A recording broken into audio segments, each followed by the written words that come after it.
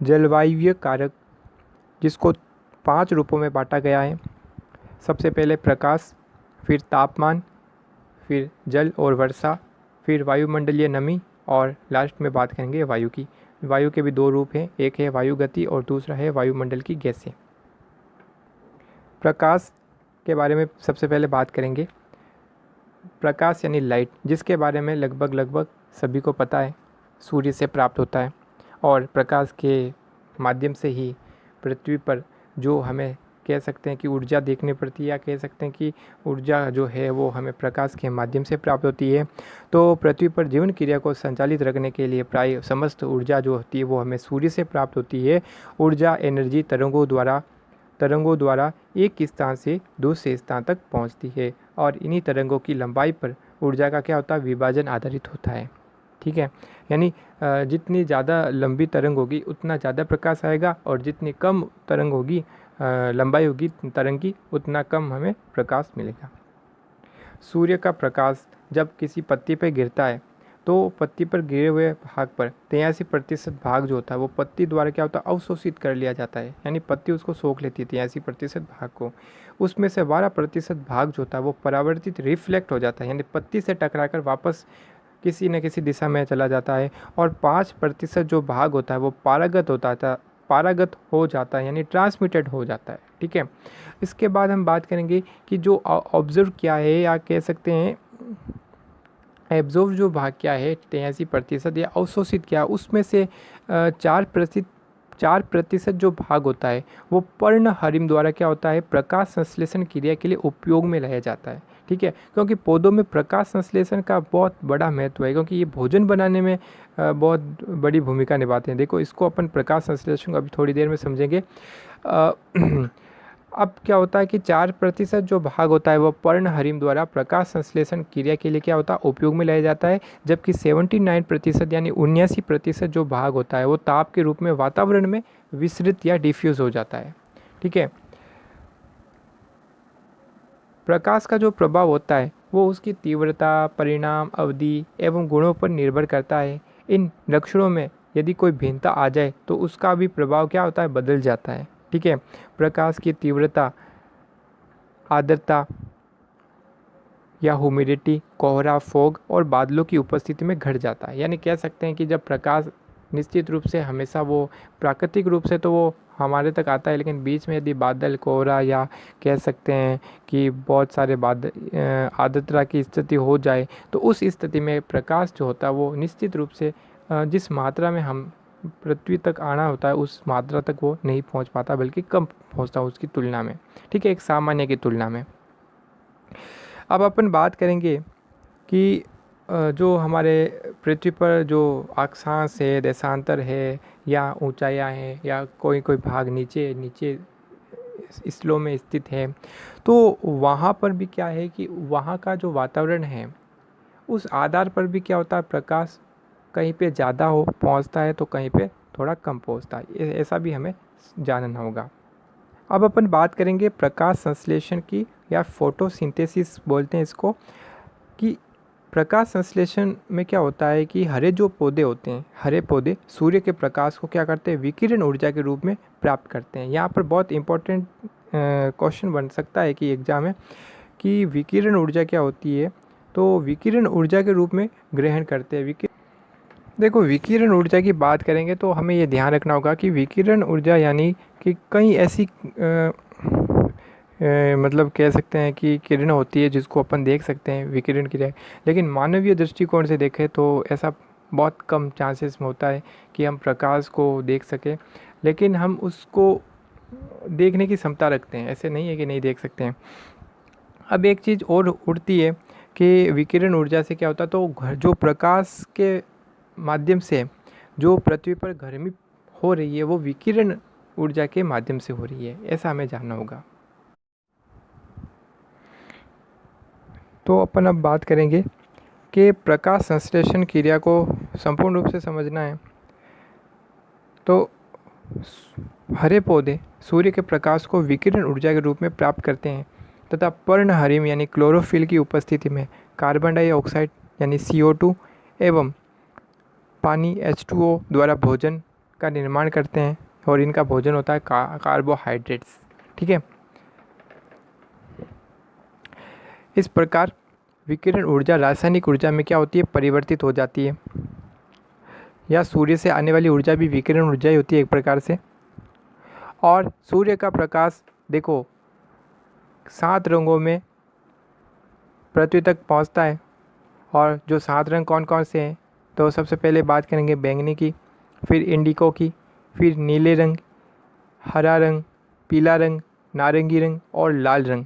ठीक है, इन सब से मिलकर प्रकाश बनता है और प्रकाश में कुल 7 रंग होते हैं।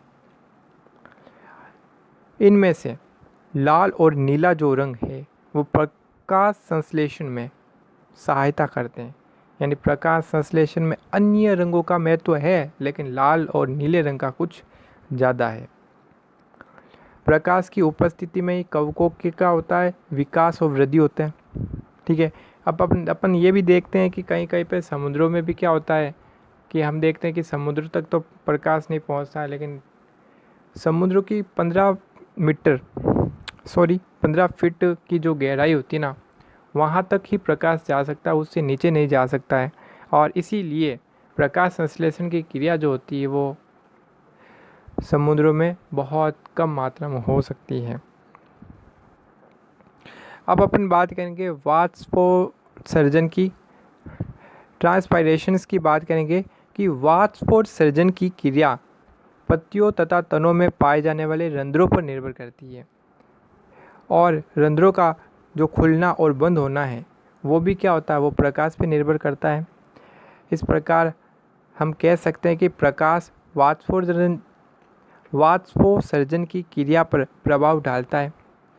और प्रकाश की तीव्रता में ये जो क्रिया है वो तेज भी हो सकती है, तीव्र भी हो सकती है और धीरे यानी कम भी हो सकती है। अपन बात करेंगे इसके बाद गति की, मूवमेंट की, कि प्रकाश की उपस्थिति में कुछ पौधे या उनके भाग गति करते हैं।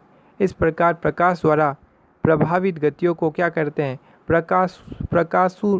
प्रकाशानुवर्तन गतियाँ कहते हैं।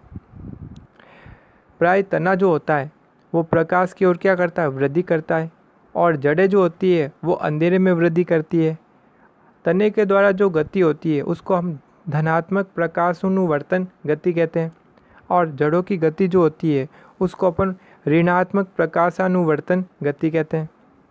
अपन बात करेंगे सीड जर्मिनेशन की या बीजाकुरण की, कि बीजाकुरण क्या होता है, कि प्रकाश द्वारा प्रभावित जो बीज हैं, जैसे कुछ बीज हैं यहाँ पर नाम दिए हैं, जैसे लेट्यूस या इवनिंग प्रीमोज या घास, जो इनमें अंकुरण जो होता है वो प्रकाश की उपस्थिति के माध्यम से होता है।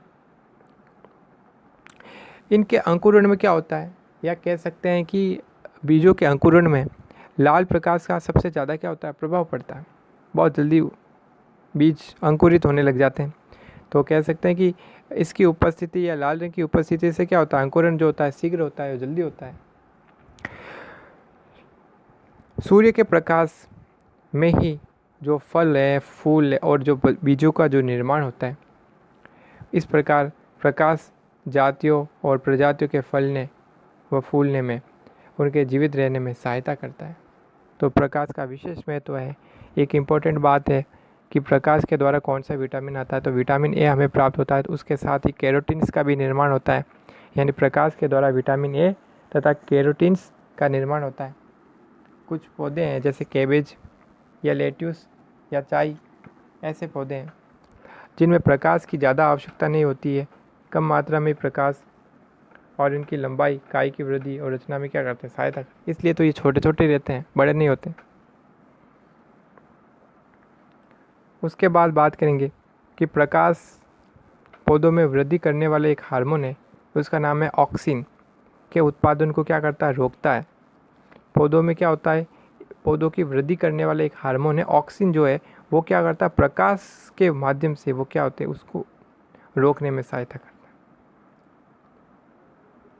या प्रकाश की वजह से क्या होता है कि वो बढ़ता नहीं है, नहीं तो पेड़ों का आकार बहुत बड़ा हो सकता था, जिसके फलस्वरूप इनकी लंबाई, आकार और आकृति आदि में क्या होता है, परिवर्तन आ जाता है।